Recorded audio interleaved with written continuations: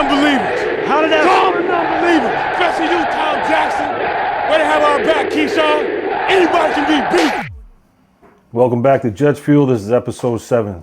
Today I'm going to be giving you my preview and prediction for our Week 1 game against the Steelers at MetLife. Just a touch base. This has been my first week doing this whole YouTube channel stuff, and it's a lot. So I got to give credit to the people that have been doing this for a while now. My wife and I were just sitting here for, 20 minutes figuring out lighting and angles, appropriate, where the camera placement is. I'm sitting behind these fucking lights that are blasting me constantly. I feel like I'm getting sunburned. I got to give it to you guys that do this for a living, because this is a lot. And then editing videos and all this stuff, it's a lot. And a lot of respect for these people that do this full time. So let's get back into it. So like I said, today I want to discuss just a preview of the Jets versus Steelers game this Sunday at 1 o'clock at MetLife. I'm going to hit on a couple storylines that I feel like make sense for this game and where the Jets really need to focus their attention. Of course, the Jets don't listen to me. They'll do whatever the hell they want. But let's get back on track. So the big storyline is Rodgers returning to MetLife, coming back to face his former team, and then vice versa. Justin Fields going to face his former team. So that's the big storyline.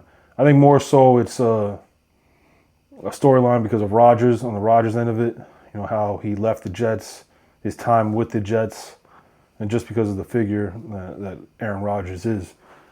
But yeah, I was watching another Jets content creator, Matt O'Leary, and big shout out to them, Matt O'Leary. Green Bean, his crew, that crew of guys, Ryan, talking Jets. Those are guys that I've been watching for a long time. I love their stuff. Love all their content. And if you're not watching them and subscribing to them, please go and do that. They have some great material over there. Yeah. So let's get back. I was listening to one of his takes, and he was pretty much saying that Rodgers starts off slow. And we saw that as Jet fans last year. But he went into depth about his time in Green Bay. He's a slow starter, so this hopefully will work in our favor as Jet fans. We don't need a high-flying game. And I don't think it's going to be like that because, honestly, I don't think both of the teams are built for that. I know certainly the Jets aren't made for that. So we're built to grind it out. And, so Rodgers returned to MetLife. This is a game that we have to win. You think about the big picture of our season, and every season our goal is to make the playoffs, which it's been 14, 15 seasons where we haven't done it yet. So so 14 or 15 seasons. I don't know. Maybe I'm talking out my ass. Whatever it is, we haven't been in the playoffs in a long time, and it's an old philosophy that you got to win your home games, and then you got to split your road games to make the playoffs. So we got to win these games, especially early on. A lot of these teams are going to be starting slow out of the gates, and they eventually pick it up. But these early games, especially at home, we got to capitalize on it and make them pay for it. Another big storyline for the game is on the defensive side of football, and that's Sauce versus DK Metcalf. I'm excited to see this, and I'm hoping. All the reports are saying that Sauce is ready to go. He's got no lingering injury problems, but we'll find out because we know Rodgers likes throwing his balls. Pause. We know Rodgers likes to target his primary receiver. Garrett Wilson started out last year as his primary guy, and then when Devontae Adams came, he quickly shifted all the pass. The majority of the passes went to Devontae Adams, and that goes back to even his time in Green Bay. So we know Rodgers likes his number one receivers, his star receivers, and he's going to push the ball towards him. So Sauce is going to get a lot of action. I'm assuming so. But, if you look back at the history with Sauce versus DK, it's pretty favorable actually all the way favorable for Sauce. I think he's built better for a guy like DK is made up of big, tall, powerful, those big receivers. I think Sauce, that's a good style for a Sauce to complement with. So back in 2022, he kept DK to 1 catch for 3 yards. Phenomenal.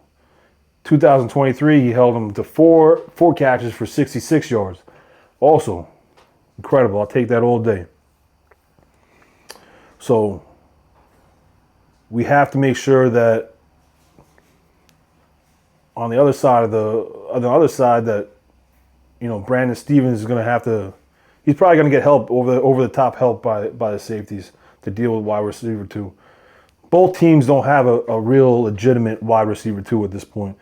So I think they're going to probably try to target DK a lot early on. And if we could do a good job of shutting that down, also that plays into our defensive line and getting after the passer. If we can get a decent pass rush and we can make life a living hell for Rodgers, because it seems like I know he's slow. He was slow with the Jets. I saw some videos of this year. He looks even slower, but he's still got an arm on him. I was watching some of the passes he throws. He could still throw the ball, with the best of them. But if we could stop his targeting to DK, and they like to use a lot of tight end sets. If we can stop that first and foremost, we're gonna have to force them to run the ball. And then now they're in our world. We'll be able to stop the run for sure. So another storyline I'm looking forward to is the Jets offensive line versus the Steelers defensive line. Primarily the focus on Hayward. And I know Hayward, their interior tackle, defensive tackle, I know he's been dealing with some injury stuff. So it's not clear if he's going to be playing on Sunday or not. I want to see them. I want to see this new offensive line, especially with AVT being ruled out. Now we got our interior offensive line.